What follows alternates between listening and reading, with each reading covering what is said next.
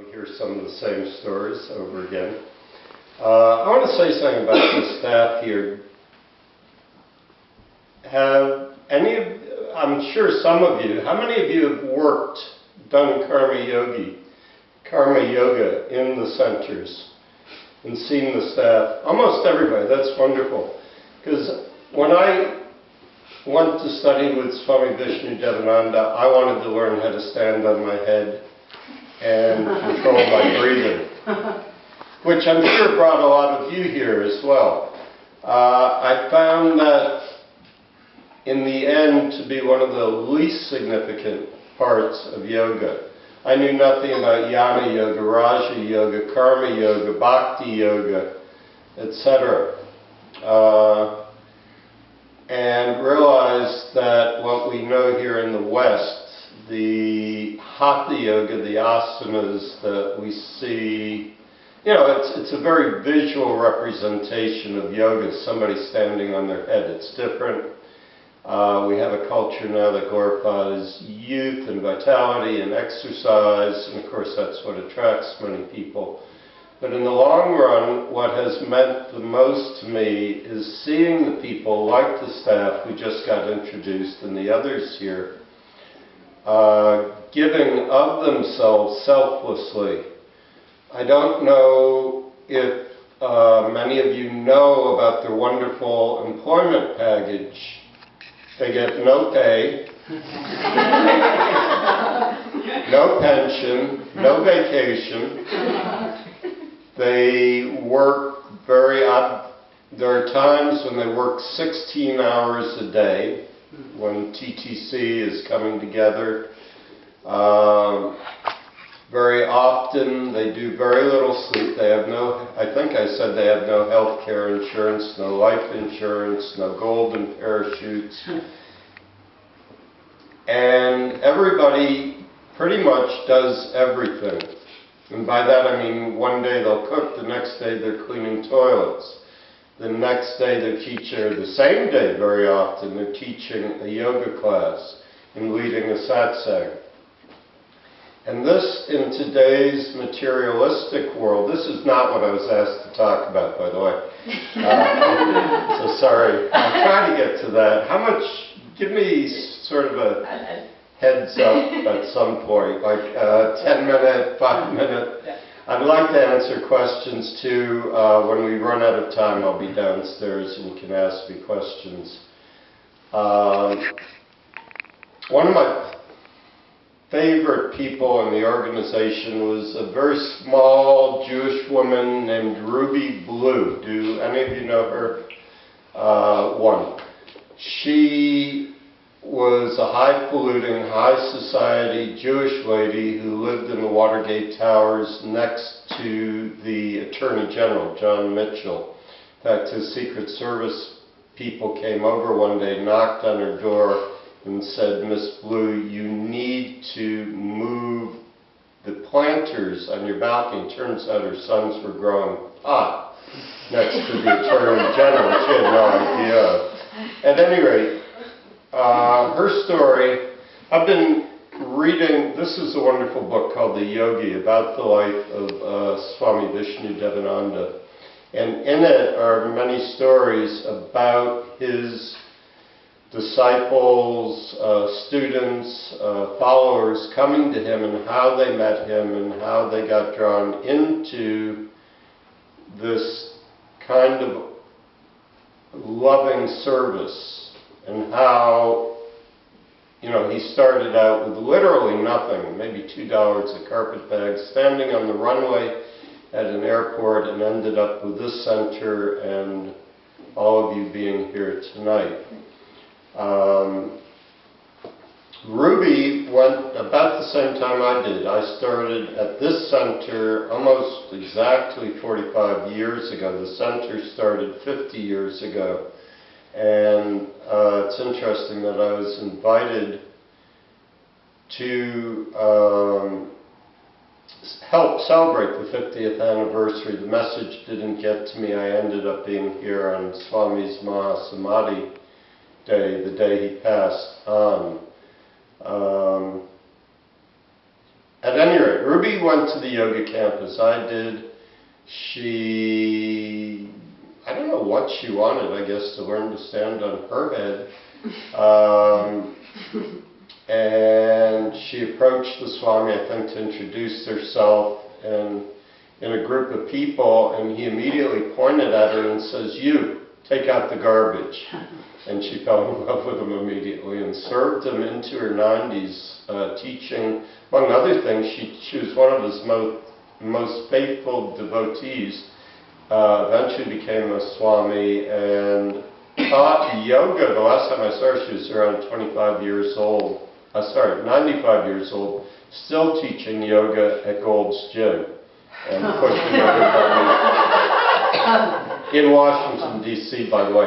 Now, one of the things that I thought today about being asked to speak about my relationship with Swami Vishnudevananda, I thought that we live in really, really amazing times today.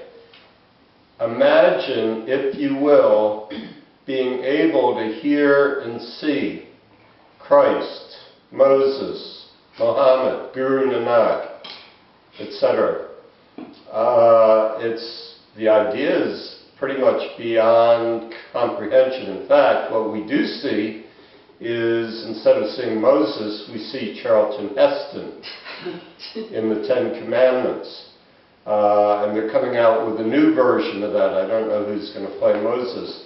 The amazing thing today is that, number one, for me it's amazing that I got to spend time with and be in the presence of and talk to and be taught by a person like Swami Vishnudevananda, and through him got the teachings of Sivananda, and ended up going with Swamiji to Rishikesh, where the whole shebang started with Swami Sivananda. I also arrived at the yoga camp at a time when a lot of the Sivananda students, like Satchidananda, was there, who started Yogaville in Virginia, Venkatesananda, who had an ashram in Mauritius, and also, of course, Chidananda, who's still running the Divine Life Society. And each one of those people embodied a different type, one of the different yogas. Chidananda, I'd say, was a Raja Yogi. Venkatesananda was a Jnana Yogi. Swamiji was very, very, very definitely, he was one of the greatest proponents and greatest teachers ever of Hatha Yoga. Chidananda was a beautiful example of Bhakti Yoga, etc. So it was an incredible time. And in my last two talks, which some of you are here for, I talked about synchronicity. And somebody asked me what I learned from my trip with Swamiji, and I'd never thought of the question. It never occurred to me. I just kind of tend to live life as it comes without thinking a lot about why or how or what I learned from it. So it's an interesting question. And I said that one of the things that I learned was that fear is overrated. And the interesting thing today is that I opened your Facebook page, perhaps, or the Center's Facebook page, and the first thing on it, I also talked about the importance of being here and now, and that I don't think it's a coincidence that all of us have come here today to be together now.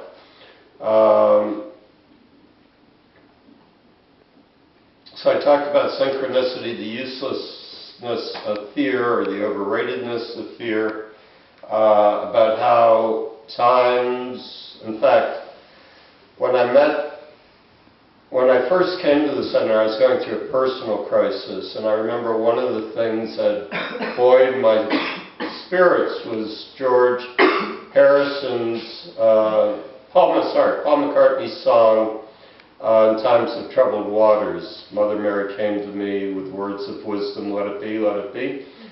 Then I get invited here to speak at Swami's Mahasamadhi, and ended up the day, 2 days before, at a conference with a friend of mine, and who was there but Paul McCartney singing that song, which I found very, very amazing. I mean, again, one of those coincidences. At any rate, I looked at the Facebook page, and it has a beautiful picture of Swamiji, and under it is this quote: "The commitment we need to make is to live in the present moment, to give up living in the past. It means controlling the tendency we have to live in a fantasy world in which we use imagination to create a defense against suffering." And that, by the way, reminded me of another quote. It's by a Dutch theologian. I can't give you the name and I can't quote it in Dutch. There was a woman here from one of the staff from Amsterdam who might have been able to, but she's had to go back.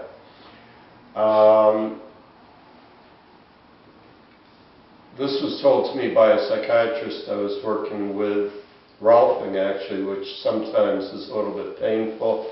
And he grimaced like I was hurting him, and I said, "Is that okay?" He says, "No, no, it's fine." He says, and he gave me this quote, which was, "We suffer the most from our fear of suffering." And I think that's what Swamiji here is talking about, because we're afraid of suffering, which everybody does, by the way. Is there anybody here who is not? I thought somebody was going to raise their hand. I was going to bring them up here to speak. In fact, there's a wonderful story about the Buddha. A woman came to him absolutely distraught. Her son had died. And she had heard that he was a holy man who could do miracles, and she went to him asking that he bring her son back.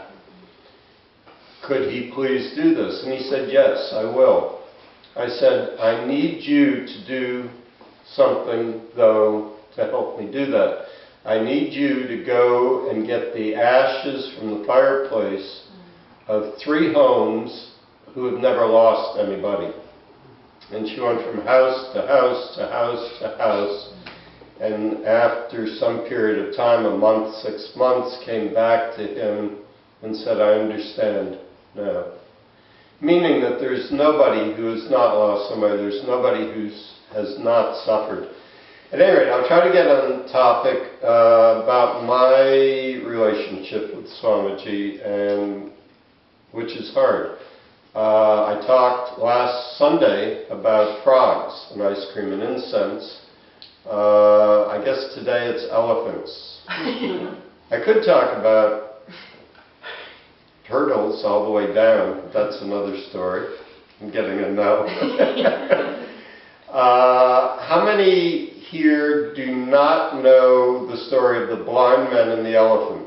And don't be ashamed of raising your hand, because that'll give me a chance to tell it. Oh my God, a lot of people. Good.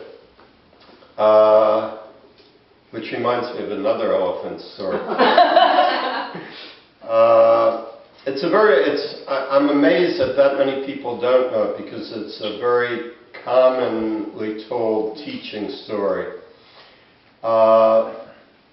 Blind men there were, I think, 7 blind men walking through the jungle and holding on to each other's robes so that they wouldn't get separated. And they come into a clearing. In the clearing is an elephant, and they literally ran into it, and they didn't know what it was in their way, because they knew the path, and they take in it daily, and all of a sudden there's an obstruction. And they start feeling it and start explaining what's in their way. And one of them says, it's a wall. He's feeling the side. Another one is feeling the trunk, and he says, no, it's a hose. Another one has felt the leg, and he says, no, it is a tree, it's a stump. Another one's feeling the tail, and he says, you're all wrong, it's a snake. Another one feels the tusk and says, you're all absolutely wrong, it's a spear, etc. The point being that everybody, their reality, their perceptions are based on what is right in front of them, and very often they cannot see the forest for the trees, or is it the other way around? I don't know. But the point is that pretty much always we see a small part of the picture. And we think that that is our entire reality, or that is the reality for everyone, or should be the reality for everyone. And I bring this up in relationship with Swamiji because if you talk to people who knew him, if you read accounts of him, if you read stories that people tell about meeting him, you'll find that each one has a very, very different picture of who he is. So the summer Arjuna told a story about his encounter, his 6 years or more with Swamiji, and he and his wife were in the organization together.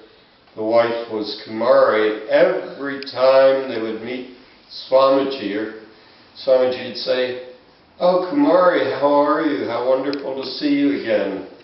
You know, I enjoyed seeing you so much. And then he would turn to Arjuna and say, who are you with? Who's this? Or he'd tell people to do things, Rama, you do this, and Govinda, you do that, and you, what's your name? You, pointing to Arjuna. Now, he knew Arjuna's name, absolutely. But he related to Arjuna in a way that he needed. Arjuna had, and I dare say still has, a fairly large ego. And that needed to be suppressed. Other people Swamiji would yell at. Other people he would make a big fuss over. Other people he, like Ruby, he would say, you, take out the garbage. Knowing that she was used to having people take out the garbage for her, and she needed to experience that kind of service. And something just clicked in her, and she said, I'm yours, forever and ever. And she was, until she died.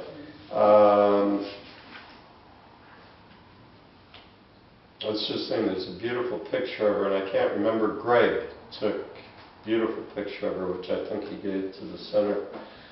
My relationship with Swamiji started, as I said on Sunday, when his book fell off a shelf and hit me on the head at a bookstore while I was putting other books away.